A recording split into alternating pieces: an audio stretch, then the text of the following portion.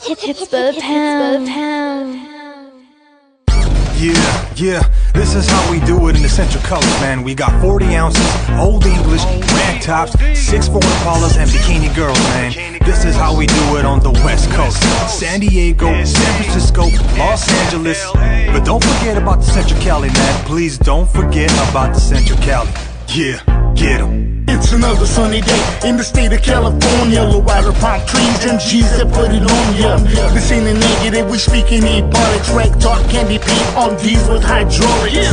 Baseball hat with the sticker on the brim. Don't let the sun blind your sight, cause things can get grim. But I'm not here to talk about banana clips and guns. We're going back to Cali and we gonna have some fun. A West Coast domination. And welcome back to Two-Face Entertainment Podcast. I am your host, Fred Segura, out here in Monterey County, also known to the world as the Salad Bowl, also known as the Salinas Valley. To the people in LA, we are north. To the people in San Francisco, we are south. Right smack in the middle, best of both worlds. Don't forget about the Central Cali. Anyway, folks, today we are going to talk about toxic relationships and the men in them. Yes, folks, you know what? Sometimes, oftentimes, and for the most typical part, that we have a soft spot in our heart for stuff like that, and we always tend to lean towards the woman. We tend to forget that there are men who live in abusive and mental abusive relationships as well. It doesn't seem to be as common, and oftentimes, men think, or people in general think that, well, the man's supposed to be strong, the man's supposed to be whatever the case, whatever society has taught us to be, right? An alpha male and stuff like that. And that may be the case. But the thing is, when there's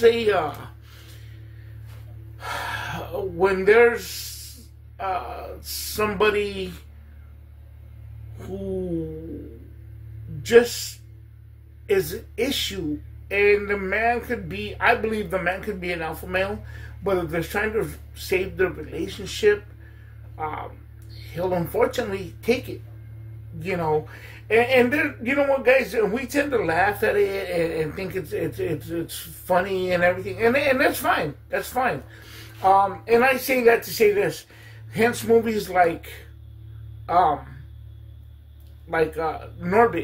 the movie Norbit, right? And we think it's funny and stuff, right? But if you think about it, put the shoe on the other foot, put it in the sense, reverse the roles, and put the female in the role of Norbit, and what people may think. It makes him, and I'm not trying to cancel. Yeah, and let's get that straight. I'm just putting a perspective of how we tend to look at things, and how we tend to look at things a lot easier in separate ways. Hence, when there's a wrongful, say a CP, male going after a female. Oh, right away, when it's a female and a going after a male underage child, sometimes, for the most part, society kind of doesn't look at it as strong, unfortunately, right? I'm not saying that it's right or wrong. I'm not saying this or that about it, or whatever the case may be. I'm just stating on how we as society tend to look at things sometimes. But for the most part, like I said, if there's a male, who's trying to perhaps save his relationship due to perhaps really being in love, wanting to maintain in his children's life, and vice versa, just as a female, they'll take it. Unfortunately, they'll take it. As far as a male, for the most part, I'll speak for myself on this part. I'm the kind of person that's a little old fashioned. I believe that I'm should be the breadwinner, and go out there and work hard and do what's got to get done to make ends meet at the end of the day, right? So, off of my personal situation, the problem is if there's people like that, right? The situation becomes when say for example, and we're talking men in bad relationships. That's what we're talking about. So bear with me on what I'm about to say. So if the male is working his tail off, comes home tired, and is really just, trying to better himself in every which way, right?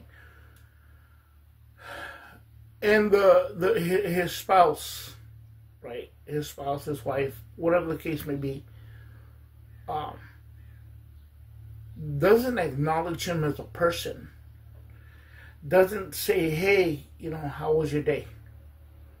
Even though that may sound repetitive at times, because you're hearing it every day, it's a sign of, to me, in my perspective, it's a sign of, I don't want to say just straight up love, it's a sign of caring as well, and saying, hey, how was your day? In other words, hey, you know what? No matter what it is, I'm here for you. I'm your rock. Unleash on me. Whatever the case is, right? But when that doesn't come into play, the man starts to feel a little bit, unvalued, if that's even a word. But, nobody bothers to ask anything. You don't start to feel appreciated, and what starts to happen at this point is when it comes close to payday, it's like, oh, how much you can pay, or hey, whatever you receive, anything in the mail or anything like that, or it's a check or whatever the case is, right? Oh, hey, the check on the counter, it's this much, but they never bother to open the bills, a man starts to feel like he's pretty much just not appreciated, and is simply a bank account, if you will. Because enable for the man to continue to work, or the woman, whichever case may be, but again, we're talking about men here, to continue to work, he needs to be healthy. He needs to feel valued. He needs to feel appreciated. That's not always the case, Now, if being mistreated at home, getting yelled at, getting screamed at all the time, getting always, the spouse wakes up and she's mad at the world, and it's your fault, or you bring up a question, or bring up something that's happening in the world, all of a sudden it becomes your fault, like you have control of it, that's a toxic relationship, and the male usually sometimes starts to think, you know what, okay, the harder I work, the more money I make, the problem's going to go away. I'm trying to make this happen. I'm really trying to make this work. I'm trying to work hard. I'm trying to do whatever. The problem with that, guys, is that it's like it's a carrot on a stick, right? You're never going to catch it. You're never going to catch it. And it's never going to be better, because you know what? Logically, you're doing great. There's no worries for anything, She's technically, okay, she may have a roof over her head, a bed to sleep in, food to eat, may not have to do anything if you carry the whole weight.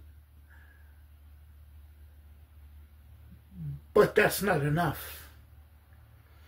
And the reality is that it's never going to be enough. See, it's not about what they have sometimes. It's about an image. And if you want, you know, you got a nice tile floor, they want marble floor. So on and so forth. You get what I'm saying. If you make $100, they want 200. If you get 200, they want 400. You know, and if you make 400, they want 1,000. You know, it's never going to be enough. And that becomes a vicious cycle in the relationship. Because the man's trying to provide, trying to do whatnot. And if he's looking at it like, hey, check it out, nobody's asking for anything. If you're living paycheck to paycheck, but yet your bills are being paid and there's nothing really to worry about. As far as that, I mean, you know, it's one thing. But if that spouse is can really be upset. And sometimes she's upset due to the fact that you're not making enough. But at the same time, what is that person bringing to the table? Okay, is she trying to make your life easier? She's trying to lessen the weight on you? You know, if there was ever a time where she said, hey, babe, you know what? Check it out. I paid this bill. Even if it's $50, it takes a little weight off of it, off of you, of the male. Again, we're talking about that, right? It allows you to have a little extra, you know, for yourselves. Because that's the difference. See, when one is with the family, they say, well, I make this much money. Well, you know what? Yeah, it sounds good. Let's talk small here. If I tell you I make $100, you know, I make $100. Okay. I got to take that 100 and break it up with the rest of my family. In the end, it's really not enough, you know, or really not, you know, as much as it seems, I should say. Because I got to break it up within my family, right? See, a person who doesn't understand what it is, what the value of a dollar is, when you go out to eat and you spend, you know, a couple of $100 or whatever the case may be, to eat at a restaurant or even a fast food place for that matter, right? And I know, you know, I'm not talking about people on social media and oh, look at me, I'm eating this and I'm like, oh. No, I'm not talking about that. I'm talking about just a regular life, regular John Doe, and a regular thing. How many hours of work does it take you to pay for that? Depending on the size of your family. So all these things start to fall into play. But it's hard to make somebody understand. Well, they're not putting nothing in. They're not bringing nothing in. They're not bringing nothing forward. They're not saying. They're not making they're not the breadwinner. Now, you can be called a tightwad. Oh, he doesn't want to spend. He doesn't want to spend. It's not the fact of wanting to spend. It's the fact of budgeting, not spending more and trying to live beyond one's means. There's a difference. You know, if I lived like the extremely cheapskates and the guy has like $90,000 in the bank and he's paying for meals with change, you know, trying to, you know, cut costs on a dinner outing with the family, that's a different case. I'm just saying. But as far as that, I mean, it's a sad story. It's a sad story when in the end, the male is to blame. You know, the male is supposed to be the alpha male. The, hey, you're supposed to stand up for this and not take it. I dare say there's a lot of men out there who are currently being abused, be it physically, be it mentally, and busting their tail left and right for what they believe to be, you know, the love of their life. And it could be, and you know what, it's sad to say that you turn around and look and find out that that's not the situation at all. Never was. Because somebody that truly loves you is really going to try to take that weight off your shoulders a little bit and show you a lot of appreciation. Even ask you how you're doing, how are you feeling, if whatever in whatever situation. It's going to make the time to talk to you, make the time to, you know, hey, you know what, you know, just make that communication with you.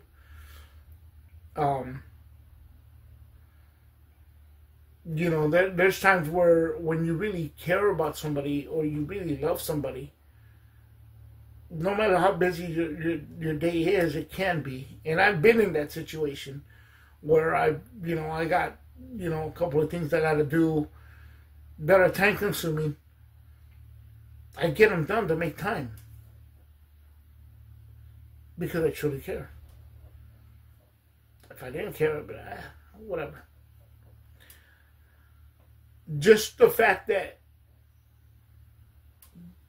you know, knowing that there's men out there, and you know what, guys, I wish I had a phone number that y'all can call, in that situation. But I think it's more within. It's kind of like the addict who is strung out, but continues to be strung out is until he or she wants to help. That's when it's going to happen. And I say that to say this word: when the man is fed up, he's going to make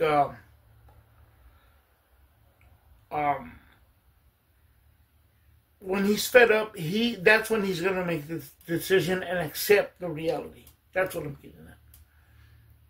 That's when he's going to accept the reality of what he's trying to avoid seeing. You know, and that's the reality of things, guys. You know, that's the real reality of things that happens. I mean, again, there's no real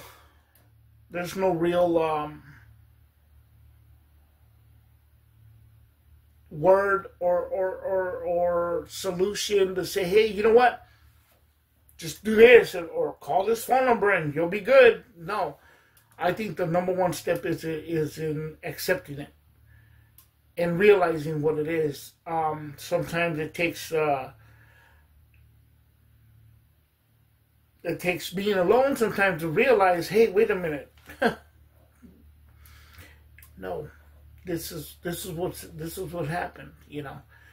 And you know what? That's not to say that the man is perfect. We are not. Everybody knows that part, you know. Well, we have our flaws. We've done our deed as well, you know.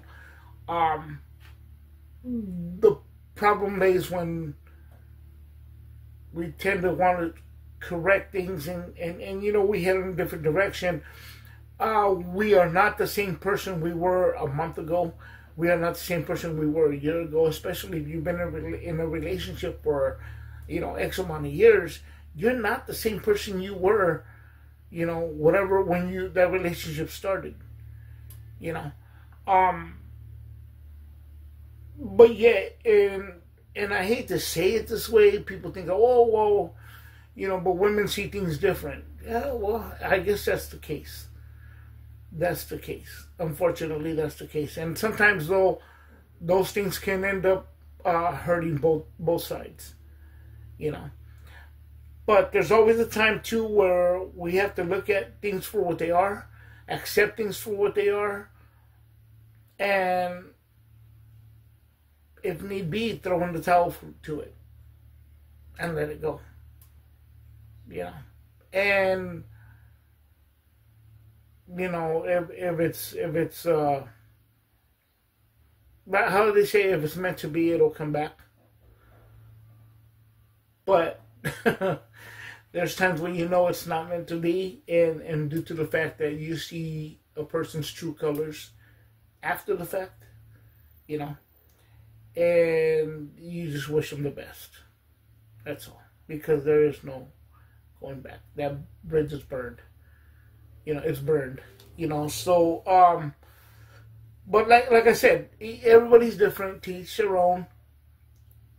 But I dare say that there are men in abusive relationships, be it physical, be it mental, and how the old saying goes, it's easy, it's harder.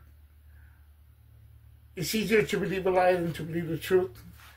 Unfortunately, that happens sometimes when you tend to look at things and you know, we always tend, again, we tend to lean toward the woman in this case.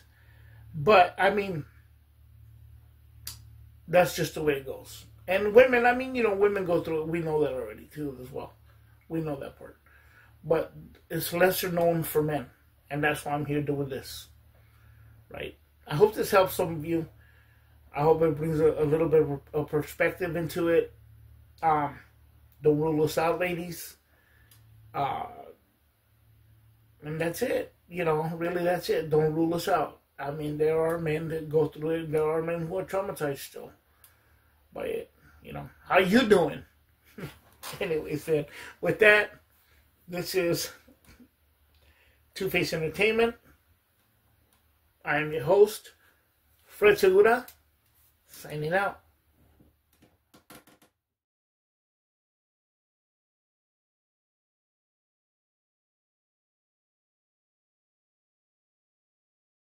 Haters shake the fist, suckers picture me rolling. Why you so mad? Why you so serious? You in my rear view like the slow and delirious. Keep on mashing, getting plenty action. The home of the G's and pimps, I love it with a passion.